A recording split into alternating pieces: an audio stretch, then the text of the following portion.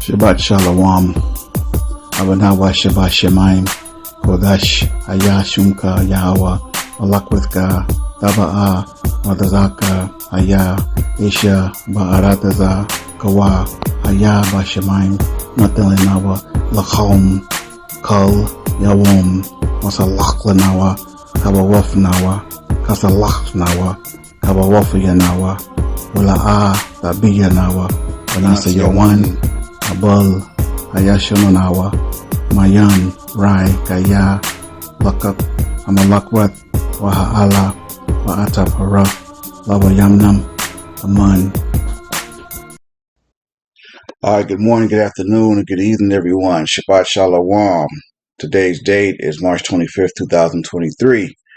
And welcome to all my new subscribers and older alike. If you haven't already, make sure you hit the subscribe button, hit the notification bell, and select all. That way you'll be notified every time I upload a new presentation. All right, so everyone who's listening to the sound of my voice, obviously you were blessed to see another Shabbat. And for that, all praise, honor, and glory due to the Most High God of Israel for now and forever. So today's lesson, I'm going to dig into I'm going to delve into the Abrahamic family tree.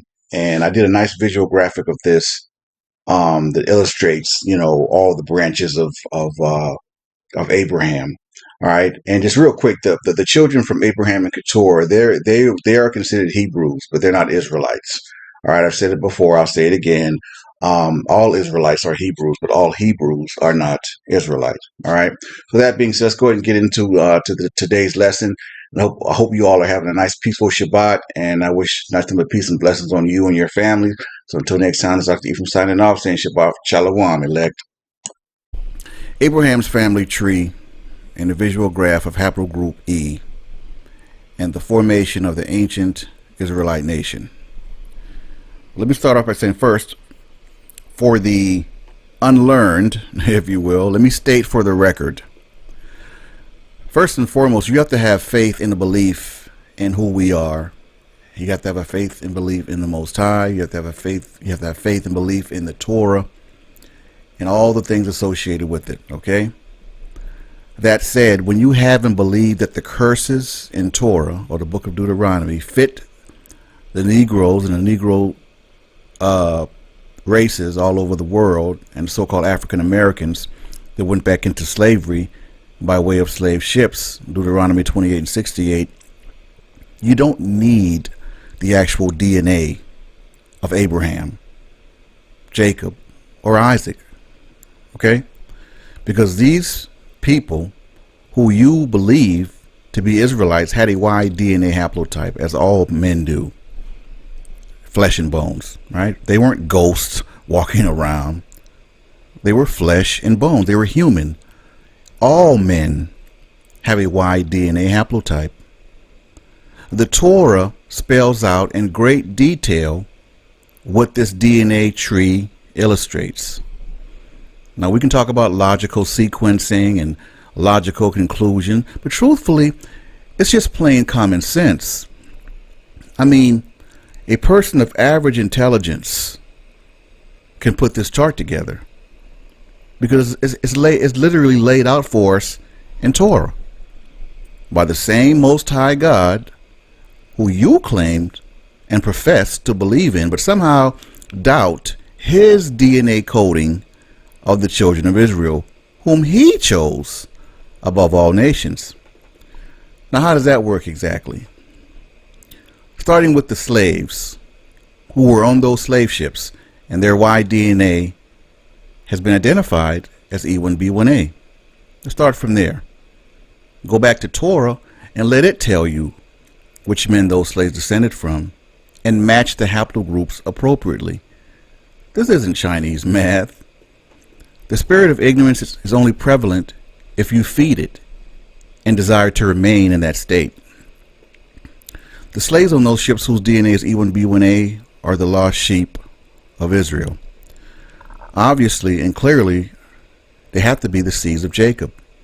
As such, if their DNA is E1B1A, then obviously and logically, Jacob's DNA had to be E1B1A as well. if they are the children of Israel, and he is the patriarch and father of the 12 tribes. You can't have one without the other. I mean, it's common sense and not hard to tie together at all. The thing is, either you believe or you don't. And it's really as simple as that. It's truly a shame that even in this day, more Israelites can't seem to grasp how the Torah gives us a genetic breakdown of our bloodline and why DNA haplogroups of who is who and how Israel was formed via Abraham and haplogroup E. The Most High created man. He, and he alone, owns our special genetic coding inside of our blood, not science. Again, this is why no other race or nation of people on this planet possesses the Y DNA haplotype of E1B1A. Only the children of Israel, because the Most High said he was going to choose that nation above all nations on the earth. Okay? Now, I've said this before as well. DNA is the truth revealer. You know, and a lot of times when people take a DNA test, it comes back with results that they aren't willing to accept, or maybe they thought something different for a long time, and the DNA reveals the truth and it's not what they wanted to hear. Well, I mean, that's unfortunate, but you know, DNA cannot lie. Only men do that. It's like the Most High is not a man that he should lie, and he can't be tempted. Okay, you might not like what the results say of your DNA test or whatever, but it is your truth, right? I mean, many have literally gotten angry with me because they took a DNA test. They believe themselves to be Israelites, an Israelite. I'm sorry, and their DNA test revealed them to be something else. Case in point, it was this young man. I decided not to put his face out there or his name.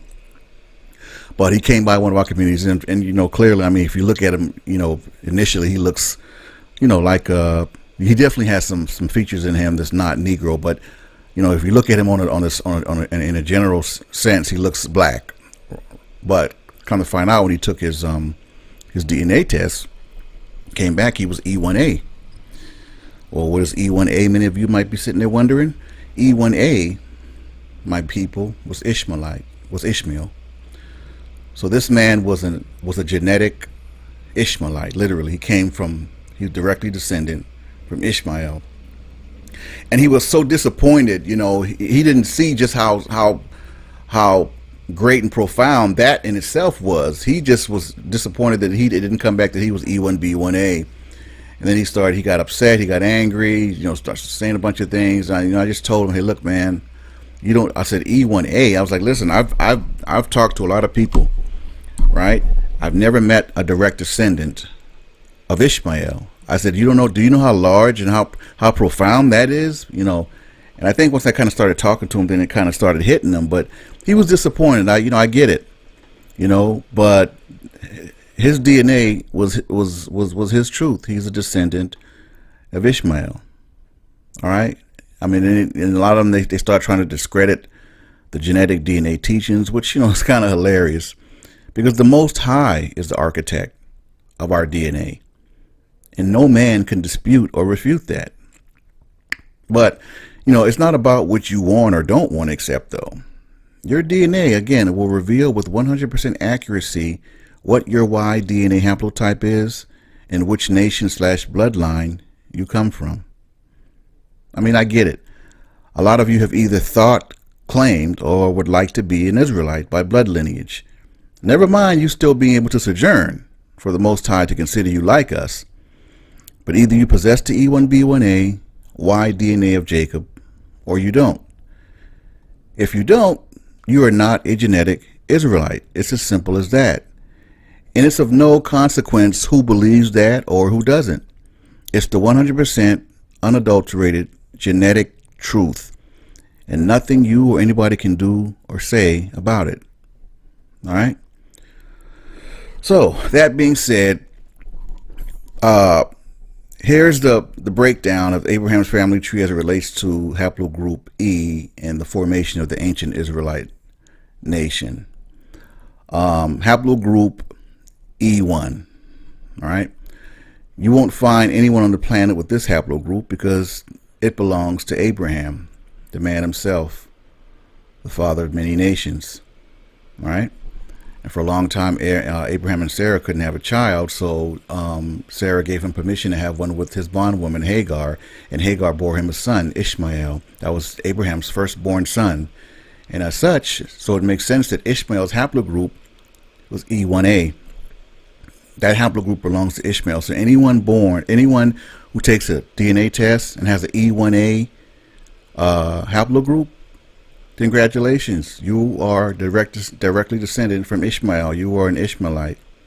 You know, I mean, you know, if you can get mad, yell, cuss, and scream, but I mean, if that's your truth, it is what it is. You might be a genetic Ishmaelite, but I mean, hey, from my understanding, all people, Gentiles, can sojourn with the children of Israel, but it's the Most High's chosen seed. All right. All right. Moving right along. Haplogroup E1B. Now, this haplogroup belongs to Isaac, who is who the Most High has his covenant through. Right. Abraham's son by Sarah. She finally bore him a son when she didn't think she could at 100 years old. And that, again, that's who the Most High's covenant is with. This haplogroup is literally the start of the Israelite nation. He passed this haplogroup on to both his sons, Jacob and Esau, but the Most High separated / split the nations / bloodlines in the womb of Rebekah for continuity's sake, because there would be no way for us to know who the children of the promise were if our DNA was the exact same as the descendants of Esau. I mean, think about that. How would we know? I mean, the Most High clearly knows, but how would we know? We wouldn't. That's the point. We all had the same Y DNA haplotype, so the Most High fixed that, and he split the nations in Rebekah's womb, because that would have been extremely confusing for us. But the Most High was well ahead of us all on this, and his omnipotent wisdom, right? So he split the Y DNA of the two brothers and made them into separate nations, all right? Now, haplogroup E1B1A. That haplogroup belongs to the patriarch, our father, Jacob, aka Israel, and literally that is the birth of the Israelite nation. Jacob is only one man, so all of his seeds will have E1B1A in their Y DNA haplotype in all of its subgroups. I personally believe all the different subgroups was so that we as a nation could procreate without any genetic problems or issues. That's what I think. Because again, the Most High in his infinite wisdom, he knew we all couldn't be from the same father and some same mothers and procreate and have children. So all the subgroups, I think, represents different things in us all, so that we could be able to kind of keep our nation within ourselves and stay within our nation, procreate, have children, and be genetically fine. That's what I think all the different subgroups is about of E1B1A. That's my personal hypothesis. I don't know that for 100% fact, but I believe that to be true. All right. And then you factor in Ephraim and Manasseh, because they were grafted into the house of Joseph. So that makes the total tribes 14. So all of the descendants of the 14 tribes of Israel belong to one of the 14 E1B1AY DNA haplogroups. They are Negroes. These are Negroes, I'm sorry, and your true Israelites walking around all over the planet today. All right, have that established. Now, haplogroup E1B1B. Now, this is the haplogroup of contention for so many reasons, man. Oh, my God. As a matter of fact, the second half of this lesson, we're going to kind of deal with this haplogroup a little more extensively, because, I mean, I think, you know, the E1B1A speaks for itself. We've got that established, right?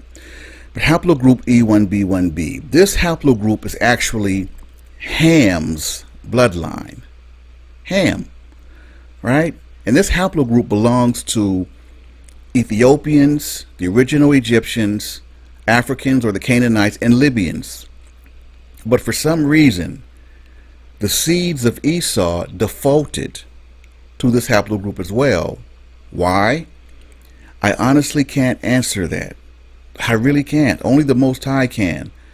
But what I can answer and what I do know is that what I just said is true, because a lot of the Sephardic Jews, the Ashkenazi Jews, etc., even Napoleon Bonaparte, he possessed this Y DNA haplotype. The long-held belief and dissemination to the world that this haplogroup E1B1B is Jewish is false. The reality is the seeds of Edom/Esau defaulted to it, and E1B1A is the what I call holy haplotype of the children of Israel, not E1B1B.